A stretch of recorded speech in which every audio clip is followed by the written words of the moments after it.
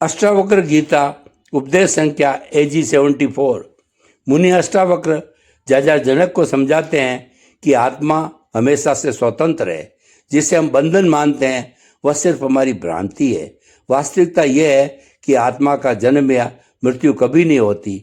यह तो केवल शरीर है जो जीवन और मृत्यु के चक्र से गुजरता है। समस्या तब उत्पन्न होती है जब मनुष्य स्वयं को देह, मन और इंद्रियों के साथ जोड़ लेता है और यही अज्ञान उसे जकड़ लेता है। साधक जब ये पहचान लेता है कि वह शरीर नहीं बल्कि आत्मा है, तभी मुक्ति की पहली झलक मिलती है। यह ज्ञान केवल पुस्तकों या शास्त्रों से नहीं बल्कि प्रत्यक्ष अनुभव से मिलता है और उस अनुभव के लिए भीतर की गहराइयों में उतरना आवश्यक है। जब जनक इस सत्य को स्वयं महसूस करते हैं तभी वह संसार की सीमाओं को पार कर अनंत स्वतंत्रता का साक्षात्कार करते हैं। जब साधक इस सत्य को समझ लेता है तो भय और इच्छाएं स्वतः विलीन हो जाती है और केवल शुद्ध साक्षी भाव शेष रह जाता है। अष्टावक्र जनक को बताते हैं कि बंधन और मुक्ति का वास्तविक कारण मन ही है। मन की कल्पनाएं संसार की रचना करती है और जब यह विषयों की ओर दौड़ता है तो मनुष्य बंधन में फंस जाता है। यही मन कभी शत्रु बन जाता है और कभी मित्र भी। यदि इसे केवल देखने वाले दृष्टा की तरह देखा जाए तो ये सहायक सिद्ध होता है, लेकिन यदि इसके जाल में उलझ जाए तो यही बंधन का कारण बन जाता है। साधक का मार्ग यही है कि वह मन को देखने पर उसमें उलझे नहीं और स्पष्ट जान ले कि उसका अस्तित्व मन नहीं है। इसी विवेक से स्वतंत्रता का अनुभव होता है। जनक आत्मा को मन समझ लेना ही अज्ञान है और जब ये भ्रम टूटता है तो भीतर से गहरी शांति का प्रकाश फैलता है। आत्मा कभी भी बंधन में नहीं होती, केवल मन से तादात्म्य ही बंधन का आभास कराता है। इसीलिए आवश्यक है कि मन से परे अपनी चेतना को पहचाना जाए। जनक मन को पकड़ने या दबाने की कोशिश मत करो, बल्कि उससे ऊपर उठकर साक्षी भाव में स्थित हो जाओ। मन का स्वभाव ही परिवर्तनशील है। कभी सुख का अनुभव कराता है तो कभी दुख में डाल देता है, लेकिन तू तो इन सब का साक्षी है, वह कभी नहीं बदलता।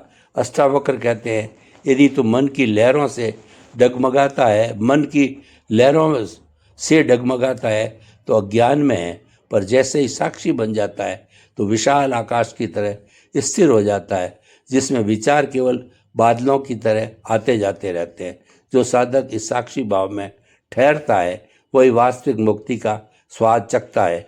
यह कोई कठिन साधना नहीं बल्कि केवल एक सहज स्मरण है कि मैं विचार नहीं हूँ, मैं देखने वाला हूँ। इसी देखने की अवस्था में समाधि प्रकट होती है। जनक तुम स्वयं को देखने लगता है तो बाहर से भीतर की यात्रा पूरी हो जाती है और ये समझ लेना कि विषयों में आसक्ति हर दुख की जड़ है। अष्टावक्र जनक बताते हैं कि दुख का असली कारण विषयों में उछला हुआ मन है, क्योंकि वासना ही पीड़ा को जन्म देती है। जब इंसान बाहरी वस्तुओं और सुखों में तृप्ति ढूंढता है तो अपने वास्तविक स्वरूप से दूर भागता है, जबकि आत्मा की ओर जाने का मार्ग भीतर की ओर मुड़ने से ही खुलता है। विषय क्षणिक सुख अवश्य देते हैं, पर अंततः वही बंधन बनकर सामने आते हैं। ठीक वैसे ही जैसे मधु में लिपटा विष धीरे धीरे जहर बन जाता है। साधक को विषयों का अनुभव तो करना चाहिए, लेकिन उसमें आसक्ति नहीं पालनी चाहिए, क्योंकि वैराग्य ही आत्मा की पहली सीढ़ी है। जब तू देखता है पर उसमें डूबता नहीं, तभी भीतर का द्वार खुलता है और जागरण होता है। यह जागरण ही स्थायी आनंद तक पहुंचने का मार्ग है। साक्षी भाव आत्मा तक पहुंचने की सीढ़ी है। और जनक याद रख, तू ना शरीर है, ना मन और न ही विचार, तू केवल शुद्ध आत्मा है।